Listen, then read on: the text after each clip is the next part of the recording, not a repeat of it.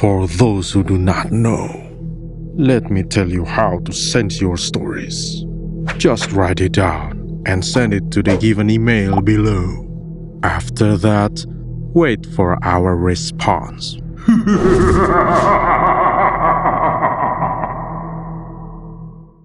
Disclaimer: to protect the sender's identity and privacy, some information will be disguised.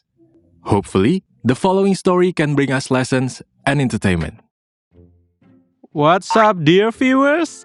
It's me, Alpin. I want to tell you a horror story from my beloved campus. Well, it's not actually my own experience, but it came from my female friend, because it happened in the women's dorm. My campus has 3 dorm complexes, one for women, one for men, one for international students. In the women's and men dorm complexes, there are approximately 8 buildings.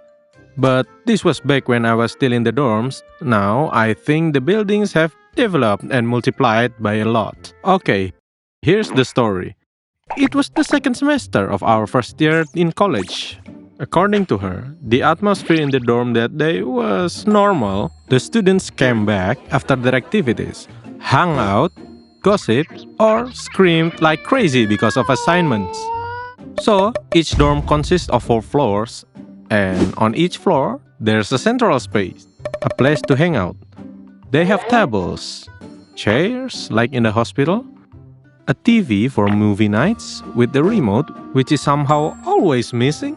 And there are also large windows, about 2.5 meters wide, so you can imagine how big they are.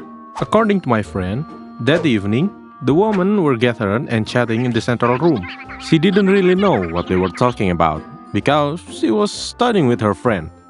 While she and her friend were focused, they heard screamings from a floor above them. They were very annoyed since it's very hard to focus because of the screams. It was so very distracting. But well, it was all part of the dorm life, so it is what it is. Strangely, the atmosphere just got worse. The voices were different, not the usual stressed out voices over assignments, but more like panic screams. Curious, they eventually came out of their room. After investigating, they found out that the commotion was coming from the 4th floor. So, she went there with her friends. There, they saw several female students on the 4th floor in the state of extreme agitations. They were screaming, crawling around, or running in circles like wild animals in a frenzy. Some students had already been restrained by other conscious students. One of them told my friends, "Hey, call the guards! These people are possessed!" What? Chaos ensued. Everyone panicked and started shouting. Some, including my friend, immediately went downstairs to call the guards at the 1st floor to tell him about the situation that happened on the 4th floor. Fortunately, the guard also felt something was wrong upstairs because of the noise, so he had already called his colleagues for backups. The security guard went up with his colleague. Other students were asked not to go up to the 4th floor to avoid more chaos. My friend and the other students eventually obeyed and went down, although most stayed in the central area of their respective floors to eavesdrop. FYI, my friend lives on the 2nd floor, so she and her friends just sat in the central area of the 2nd floor. The atmosphere was a bit tense, but everyone was listening intently to the commotion from above. Curious, my friend asked one of the 4th floor students who didn't dare go back to her floor and happened to be sitting on the 2nd floor, "Hey, how did they all got possessed in the first place?" She answered hesitantly, "I don't know. I've been in my room since the beginning, so I don't know the details. All I know is that everyone in the central area of the 4th floor went crazy. Everyone freaked out. Usually, possession happened to one person at a time, but this time, it was not just one by one. They got attacked simultaneously in groups." A few moments later, several Islamic scholars came. They were called by one of the security guards. They quickly went up to deal with the chaos on the 4th floor. Fortunately, a few moments later, the commotion on the 4th floor began to subside. My friend and some other students who were sitting with her finally felt a little relieved and started chatting again. Not too long after that, suddenly, they heard people screaming again upstairs. According to my friend, the screams sounded closer, probably on the 3rd floor. This was confirmed by the screams from the people above who said, "Downstairs!"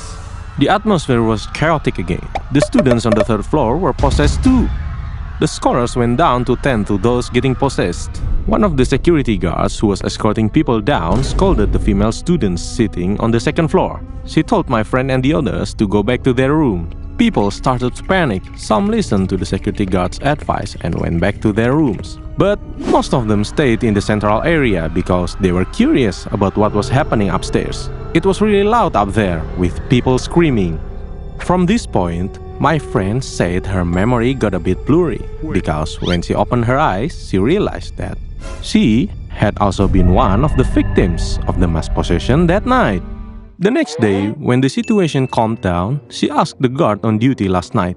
According to him, from interviewing the victims, the incident started on the fourth floor when the female students gathered.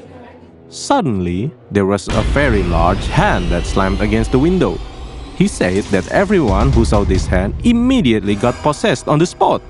And to make it worse, this wasn't just an incident on the fourth floor. When the situation on the fourth floor began to calm down, BAM! It happened again on the third floor. Just like upstairs, everyone who saw that hand was immediately possessed on the spot. The same thing happened to my friend and the others on the second and first floor. And you know what? This incident happened in multiple places. 3 out of the 8 women dorms at the same time. Ugh, so scary! Well, since this story is from my friend and not from me directly, I can't confirm the incident, but I remember. That day, when I went out of the dormitory to look for breakfast, there were several ambulances at the women's dorm. The situation around there was chaotic, and if I'm not mistaken, this incident also made it to the local newspaper. I'm not so sure if it made it to the TV station or not, because I don't really watch TV. If you think about it, it's really scary. Imagine, there's a hand that can cover such a large window. Moreover, everyone who sees that hand is immediately possessed on the spot. Just how strong was that ghost actually? Very, very scary. Interesting. So, are you sure you are watching this alone? Should you like this video, leave a like, comment, and subscribe to Spill the Beans channel.